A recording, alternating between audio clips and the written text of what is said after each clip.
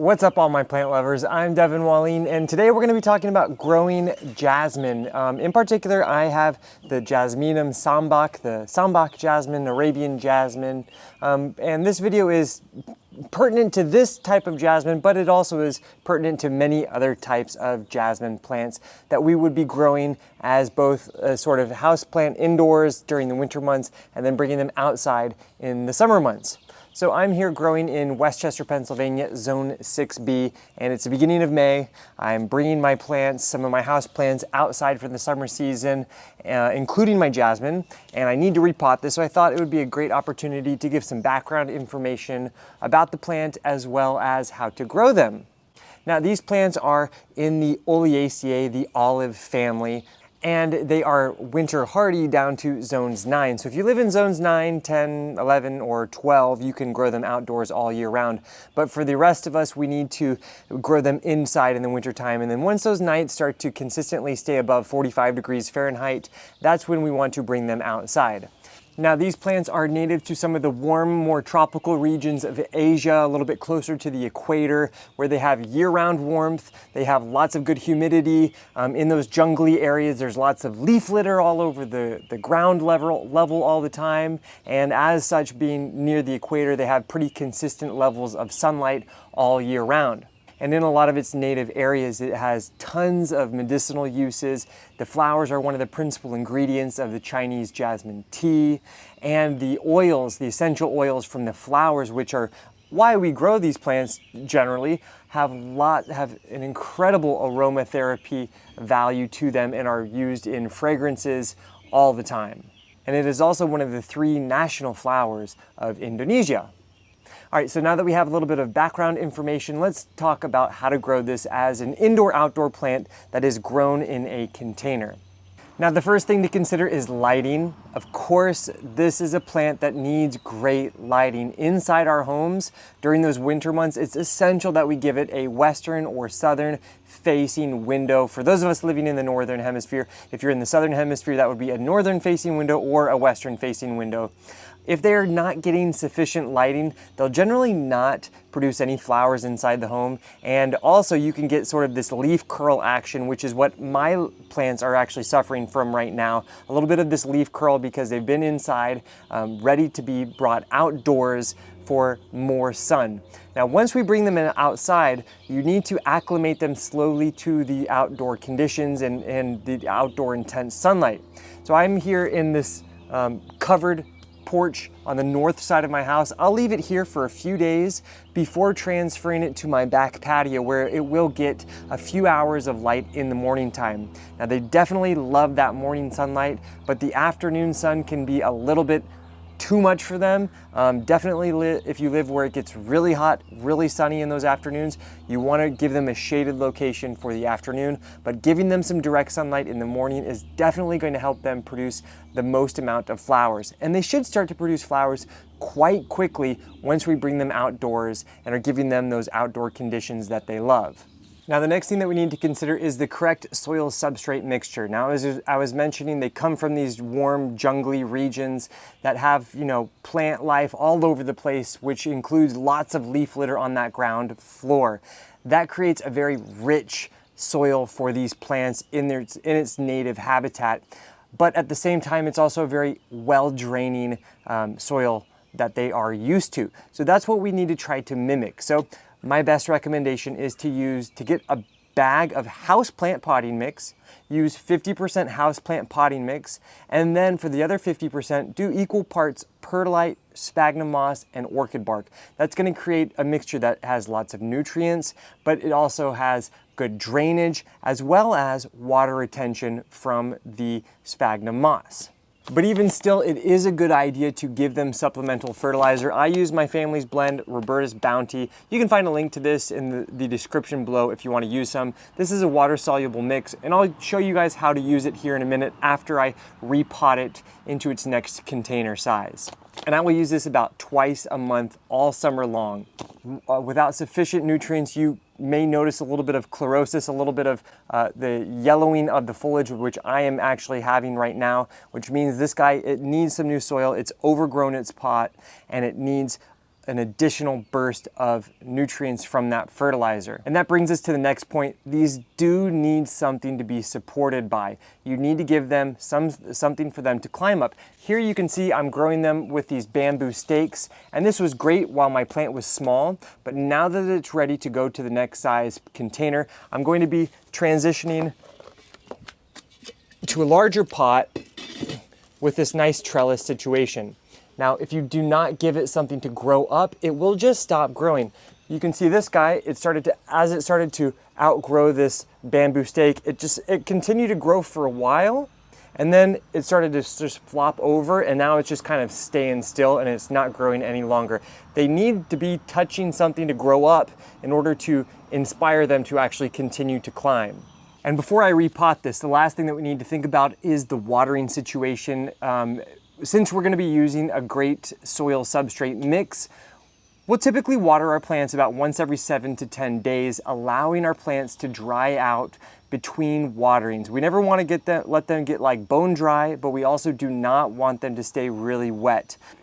Keeping our plants too wet is one of the main causes for these plants to become root rotted or bring in the pests. We remember that unhealthy plants that are not given the correct conditions, are the ones that are most susceptible to pests like spider mites, mealybugs, scale, or whitefly. Those are kind of the 4 main ones that these guys can attract, and they do attract them. So you do need to keep them really nice and healthy.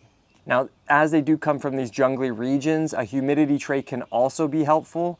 A humidity tray that I like to use for plants like my anthuriums is I will just use like a ceramic dish. I will put some pebbles on the base of it, and then when I water my anthurium, for instance, any excess water will kind of sit with these rocks, sit with the stones, and create a little bit of a more humid environment for my anthurium, or in this case, the jasmine. Now that watering once every 7 to 10 days, that's typically when they're indoors. Once we have them outside and they're acclimated to the sun and they're getting a good amount of sunlight in the morning time, you may need to water yours every 3 days or every, I don't know, it just depends how hot, how sunny of a location your plant is actually in.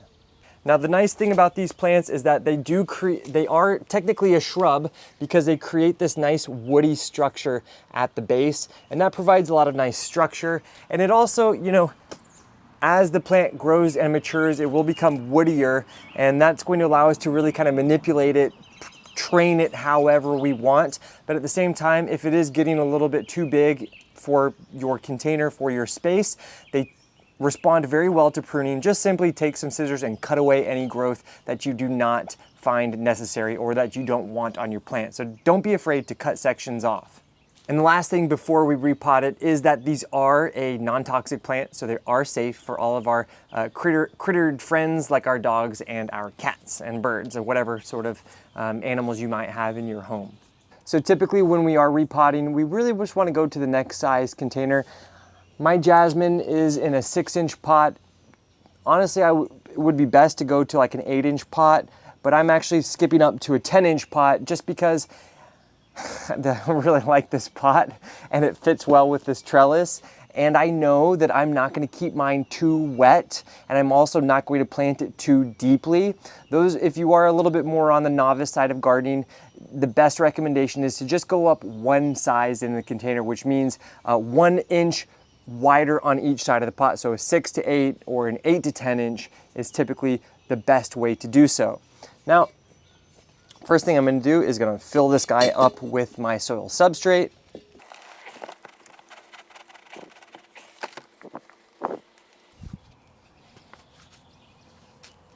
So you can see I had just used these little hair clips to keep it attached to this bamboo, and you can see the way that we train it is just honestly just going around the support structure,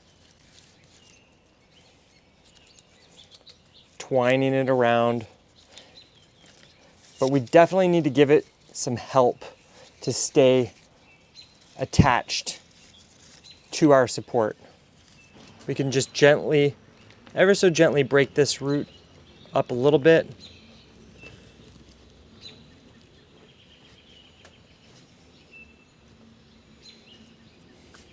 Next thing, we'll go ahead and put our new support structure right into that pot. I'll take a little bit of the soil out.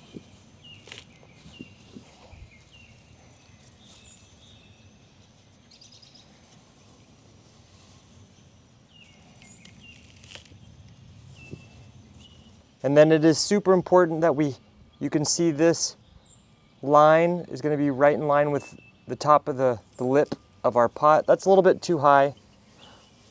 I want to sit it a little bit deeper, but we do not want to plant this too deeply. It's really essential. Then we'll go ahead and backfill just like that.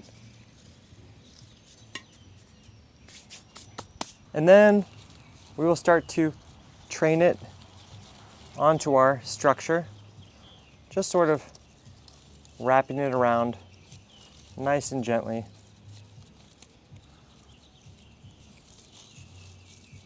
Trying not to break any of it, but if you do break some, it's not the end of the world. They will grow pretty quickly.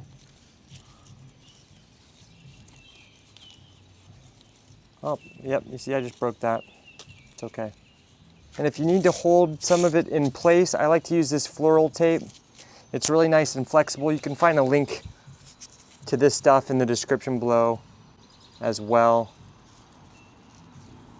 And it really just allows you to hold it in place.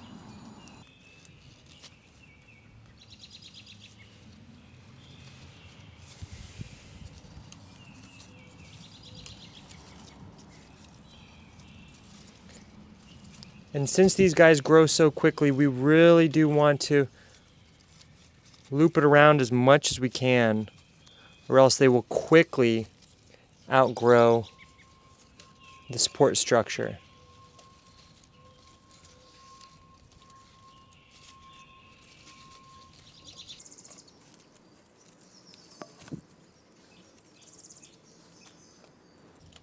There's not really any rhyme or reason.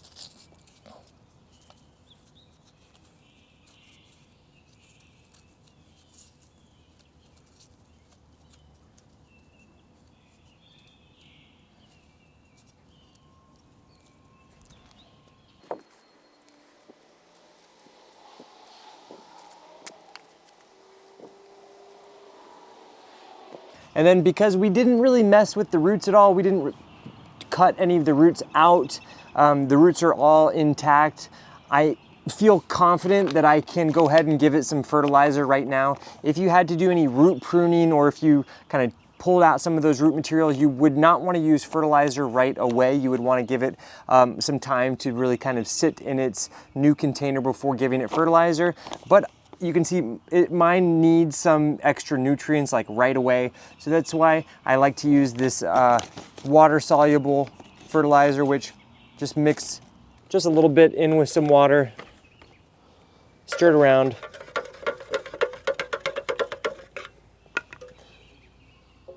And water it in nicely. And from here, I'll just place it here on my front porch for the next week or so before transporting it back to the sun, back to my sunnier deck, where it will get much more sunlight in the morning times. And with that, now you know how to take care of your jasmine plants as a houseplant, indoor, outdoor houseplant, and enjoy their wonderful growth as well as those delightfully fragrant flowers that we love from our jasmine. If you do have any further questions or comments, make sure to leave them in the comment section below. And don't forget, subscribe to our channel. We're bringing new plant-related content every single week. I'll catch you guys later. Ciao.